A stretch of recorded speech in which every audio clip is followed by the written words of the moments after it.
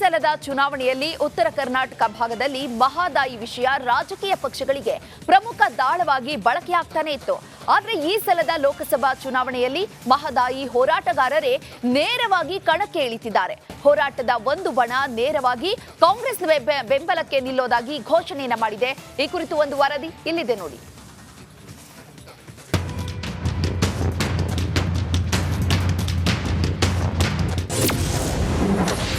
ಲೋಕಸಮರಕ್ಕೆ Mahadayi entry. ಮಹಾ ಹೋರಾಟಗಾರರೇ ಅಖಾಡಕ್ಕೆ. ಹೌದು, ಮಹದಾಯಿ ಕಳಸಾ ಬಂಡೂರಿ ನಾಲಾ ಯೋಜನೆ ಧಾರವಾಡ, ಗದಗ, ಹಾವೇರಿ, ಬೆಳಗಾವಿ, ಬಾಗಲಕೋಟೆ ಭಾಗಕ್ಕೆ ಪ್ರಯೋಜನಕಾರಿ ಯೋಜನೆ. ಇದು ಕಾಂಗ್ರೆಸ್ ಬಿಜೆಪಿ ಮಧ್ಯೆ ರಾಜಕೀಯ ಹೋರಾಟವಾಗಿ ಮಾರ್ಪಟ್ಟು ಕೇವಲ ಉಭಯ ಪಕ್ಷಗಳ ಕೆಸರೆರಚಾಟಕ್ಕೆ ಸೀಮಿತವಾಗಿದೆ. ಹೀಗಾಗಿ ಈ ಬಾರಿ ಲೋಕಸಭೆ ಚುನಾವಣೆಯಲ್ಲೂ ಈ ವಿಚಾರ ಭಾರೀ ಸದ್ದು ಮಾಡುತ್ತಿದೆ.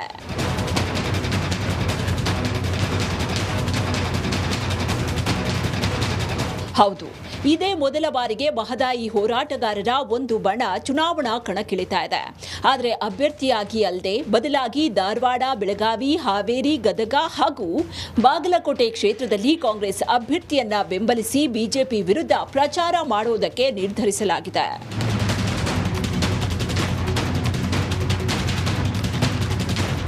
ಧಾರವಾಡದಲ್ಲಿ ಕಾರ್ಮಿಕ ಸಚಿವ ಸಂತೋಷ್ ಲಾಡ್ ನೇತೃತ್ವದಲ್ಲಿ ನಡೆದ ಸಭೆಯಲ್ಲಿ ವೀರೇಶ ಸೊಬರದ ಮಠ ನೇತೃತ್ವದ ರೈತ ಸೇನಾ ಕರ್ನಾಟಕ ಸಂಘಟನೆಯಿಂದ ಈಗ ಬೆಂಬಲ ವ್ಯಕ್ತವಾಗಿದೆ. ಭಾಳ ಅಡ್ಡಿಯಾಗಿ ಭಾಳ ಕಿರುಕುಳು ಈ ಅಡ್ಡಿ ಆಗೋದ್ರೊಳಗೆ ಮೇಧಾವಿ ಅಂತ ಅನ್ಲಿಕ್ಕೆ ಏನು ತಪ್ಪಿಲ್ಲ. ಅಂತ ಒಂದು ಪ್ರಬುದ್ಧತೆ ಹೊಂದಿದಂಥ ಸನ್ಮಾನ್ಯ ಪ್ರಹ್ಲಾದ್ ಜೋಶಿ ಸಾಹೇಬರು ರೈತರಿಗೆ ಮೋಸವನ್ನು ಮಾಡಿದ್ದಾರೆ.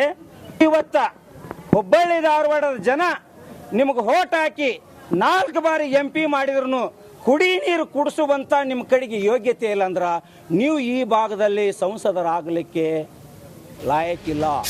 ಆದರೆ ಇದಕ್ಕೆ ರೈತ ಸೇನಾ ಸಂಘಟನೆ ಮಾತ್ರವೇ ಬೆಂಬಲ ನೀಡಿದೆ. ಕೆಲ ಮಹದಾಯಿ ಸಂಘಟನೆಗಳು ತಟಸ್ಥವಾಗಿವೆ. ಇನ್ನು ಕೆಲ ಬಣಗಳು ಕಾಂಗ್ರೆಸ್ ಬಿಜೆಪಿ ಇಬ್ಬರನ್ನೂ ಪ್ರಚಾರಕ್ಕೆ ಬರಲಿ ಬಿಡೋದಿಲ್ಲ ಎಂದಿವೆ. ಇನ್ನು ಸದ್ಯಕ್ಕಂತೂ ಸೊಬರದ ಮಠ ಬಣದಿಂದ ಬಂದಿರುವ ಬೆಂಬಲ ನಮಗೆ ಅನುಕೂಲ ಆಗಲಿದೆ ಅಂತ ಧಾರವಾಡ ಕಾಂಗ್ರೆಸ್ ಅಭ್ಯರ್ಥಿ ಹೇಳಿದ್ದಾರೆ. ಇಡೀ 4 ಜಿಲ್ಲೆಯಲ್ಲಿ ಪ್ರತಿಯೊಂದು ತಾಲೂಕಿನಿಂದ ಇವತ್ತಿನ ದಿವಸ ಕಾರ್ಯಕ್ರಮದಲ್ಲಿ ಭಾಗಿಯಾಗಿ ನಮ್ಮ ಕಾಂಗ್ರೆಸ್ ಪಕ್ಷದ ಮೇಲೆ ವಿಶ್ವಾಸ ಇಟ್ಟು ಕಾಂಗ್ರೆಸ್ ಪಕ್ಷದಕ್ಕೆ ಒಂದು ಬೆಂಬಲ ಕೊಡಬೇಕಂತೇಳಿ ಸ್ವಂತ ಇಚ್ಛಾಶಕ್ತಿಯಿಂದ ಇಲ್ಲಿ ಬಂದು ಇವತ್ತಿನ ದಿವಸ ಬೆಂಬಲವನ್ನು ಕೊಟ್ಟಿದ್ದಾರೆ. ಅದೇ ರೀತಿ ಈ ಒಂದು ಬೇಡಿಕೆ ಕಳಸಾ ಬಂಡೂರಿ ಯೋಜನೆ ಬೇಡಿಕೆ ಸುಮಾರು ವರ್ಷದಿಂದ ಬೇಡಿಕೆ ಈ ಒಂದು ಸರ್ಕಾರದ ಮುಂದೆ ಇಟ್ಕೊಂಡು ಬಂದಾಗ ಕೂಡ ಕೇವಲ ಇವಾಗ EC ಕ್ಲಿಯರೆನ್ಸ್ ಎನ್ವೈರ್ಮೆಂಟಲ್ ಕ್ಲಿಯರೆನ್ಸ್ ಸಿಗೋದ್ರಿಂದ ನಮ್ಮ ರಾಜ್ಯ ಸರ್ಕಾರ ಕೂಡ ಸಿದ್ದರಾಮಯ್ಯ ಸಾಹೇಬರು ಲಾಸ್ಟ್ ಬಜೆಟ್ನಲ್ಲಿ ಕೂಡ ಹೇಳಿದರು ಈ ಒಂದು ಪ್ರಾಜೆಕ್ಟಿಗೆ ಏನೇನು ಅಮೌಂಟ್ ಬೇಕಾಗಿರ್ತೈತಿ ನಾವು ಪ್ರಾಜೆಕ್ಟಿಗೆ ರಿಸರ್ವ್ ಕೂಡ ಅಮೌಂಟ್ ಮಾಡಿಟ್ಟಿದ್ದೀವಿ.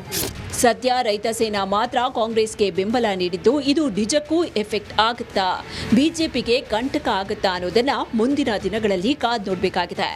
ವೀರೇಶ್ ಸೊಬರದ ಮಠ ತೆಗೆದುಕೊಂಡಿರುವಂತಹ ಈ ಒಂದು ಬೆಂಬಲ ಏನಿದೆ ಕಾಂಗ್ರೆಸ್ಗೆ ಯಾವ ಮಟ್ಟದಲ್ಲಿ ಎಫೆಕ್ಟ್ ಆಗುತ್ತೆ 4 ಕ್ಷೇತ್ರಗಳಲ್ಲಿ ಅನ್ನೋದನ್ನ ಮುಂದಿನ ದಿನಗಳಲ್ಲಿ ಕಾದು ನೋಡಬೇಕಾಗಿದೆ. DV ಕಮ್ಮ, ರಿಪಬ್ಲಿಕ್ ಕನ್ನಡ, ಧಾರವಾಡ.